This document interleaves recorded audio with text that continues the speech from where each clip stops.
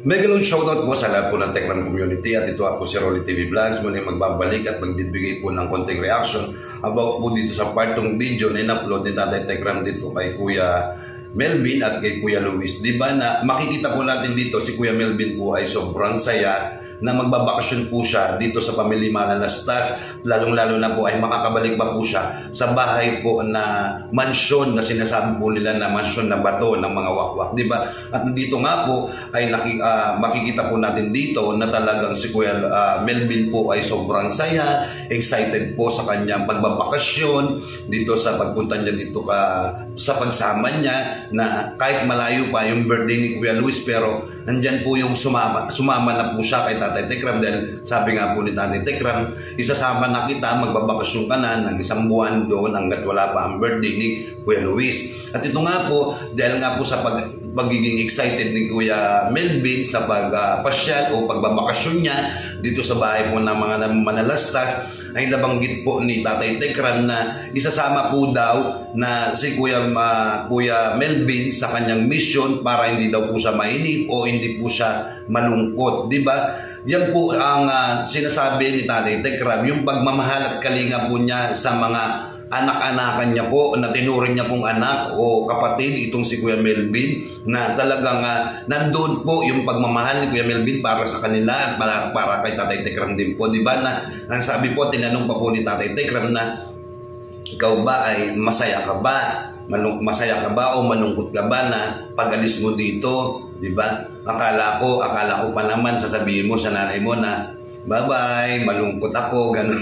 Hindi pala. So, dito, ang binanggit po ni Kuya Melvin ay nagbabay po sa nanay niya. Di ba? Makikita po natin dito, kung ay dito kay Kuya Melvin na sobrang saya po siya. Tapos talagang sinabi naman ng kanyang nanay na kung saan nga po masaya itong si Kuya Melvin, doon na din po siya. At least, alam niya po na kung nasa mabuti po ang kalagayan ni Kuya Melvin dito kay Tatay Tekram, di ba? At dito, isa pa, masaya po silang umalis na magkasama po sila ni Kuya Luis na talagang pong kumakanta pa itong si Kuya Melvin sa kanyang pagbabiyahe habang nagbabiyahe po sila na kumakanta po talaga. At itong Kuya Luis naman po ay tuwang-tuwa, di ba, na naririnig niya na kumakanta itong si Kuya Melvin. Ang kinakanta po ni Kuya Melvin, yun po yung kanta ni Daniel Padilla. Disclaimer po kay Daniel Padilla, di ba? Talagang si Kuya Melvin po talagang nakaganon pa siya, talagang kumakanta po siya, gusto kitang isayaw ng mabagal.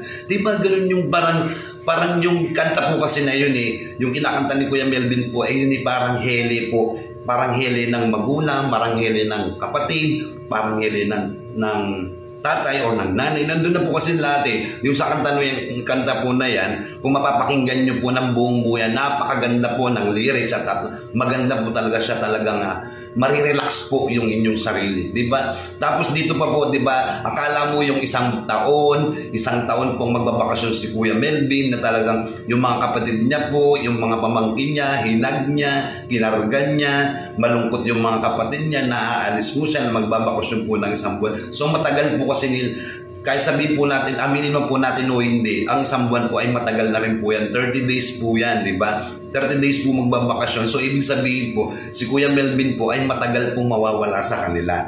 Kumbaga, nandun lang po siya. Alam naman po nila na nandun po siya sa Family Manalastas. Pero alam naman po natin, deep inside po, ay masaya po sila para kay Kuya Melvin. At saka dito po kasi, doon po sa pupuntahan naman ni Kuya Melvin dito sa Manalastas family, talagang family niya po lahat yan. Kumbaga parang close po silang lahat. Di ba nga nabanggit po ng nanay ni Kuya Melvin na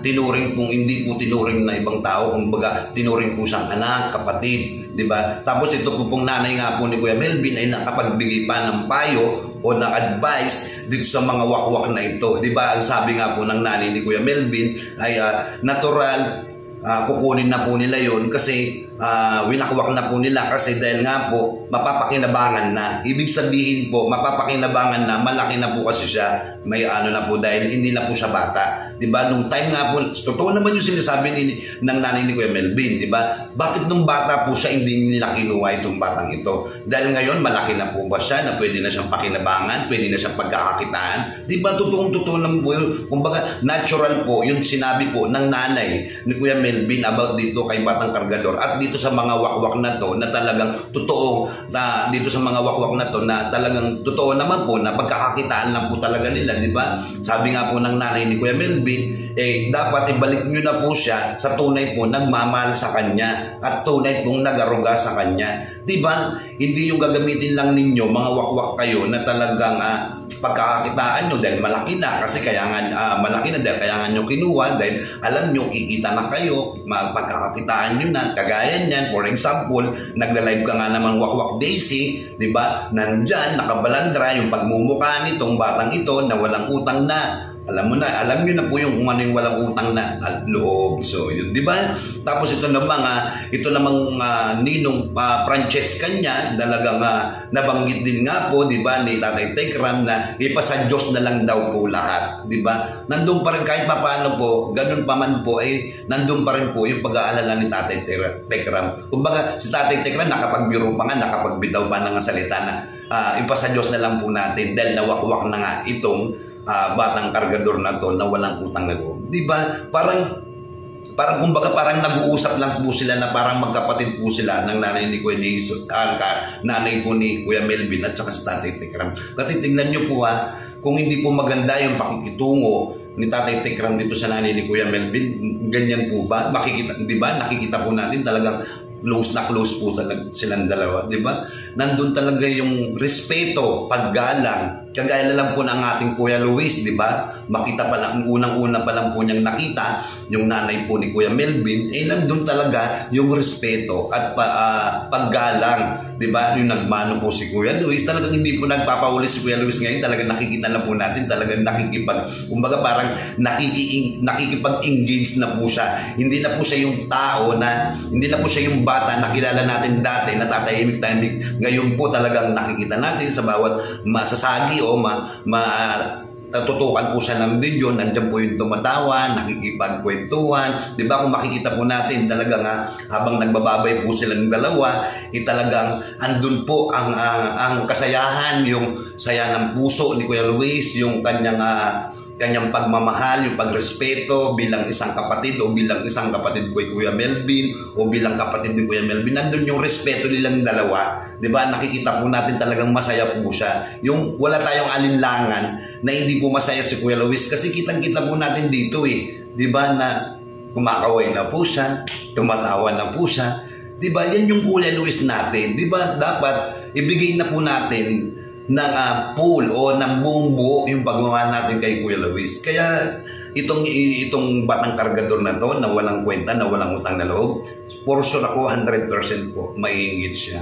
Kasi naiingit na siya dahil yung attention na binibigay sa kanya dati, ngayon po nabigay na po kay Kuya Luis. Diba? Kahit na kung sabihin ninyo na panakip butas ang aming Kuya Luis, wala kaming pakialam. Basta importante, at least alam na namin yung attention, yung pagmamahal ni Tatay Tekram nandyan na po kay Kuya Luis. Diba? Hindi na po siya nababaliwala. Diba? Kung makikita na talaga natin, nag-i-effort na po siya. Nandyan po yung talagang nakikipag-engage na po siya. Nakita po natin, nakipag-engage, nagmano siya sa nanay ni Kuya Melvin. Diba? Kumbaga tayo, talagang wala na tayong makikita pa kay Kuya Luis kung hindi yung kabutihan, yung pangarap niya. Full support natin siya. Lalong-lalo na excited na po yan. Excited na po talaga siya sa kanyang birthday. Dahil yung birthday po ni Kuya Luis ay bonggang-bongga. Yan po yung hindi kaya na sinabi, na pinagyabang nitong mga wakwak na hindi pa natikman ni Batang Kargador. So ito, diba? Yung birthday po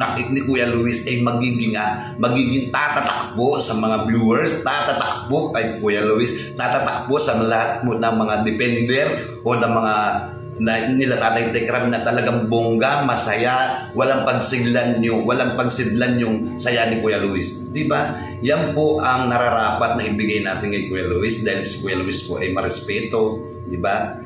hindi man po siya talaga yung totally na nakikita natin talaga ng, ibig ko sabihin po yung marespeto, magalang, yung talagang itinuro na paggabay, pagdidisiplina, inaccept niya na po lahat. Hindi na po siya kagaya ng bata dati pa. Siyempre dahil bata po siya noon, kaya hindi pa po siya ganun ka-jolly. So ngayon po, kitang-kita na po natin dito kung gaano po kasaya si Kuya Luis at excited na po siya. Excited naman po si Kuya Melvin din, di ba? Masaya si Kuya Melvin na tutulong siya, sasama siya sa mission ni Tatay Tekram habang wala pa yung birthday ni Kuya Melvin, ay ni Kuya Luis, di ba? So yun guys, yung masasabi ko lang po sa inyo, sana patuloy po natin suportahan at bigay po natin yung pagmamahal natin kay Kuya Luis dahil si Kuya Luis po ay ating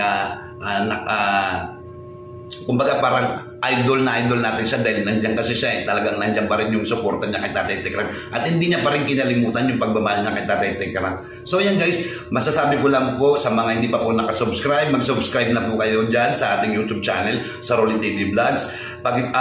Pindutin niyo na rin po yung bell button para lagi po kayong updated sa ating mga ina-upload na video, sa mga live po natin. Na rin po kayong mag-skip ng ads. Ayan, maraming salamat po and God bless po sa inyo lahat.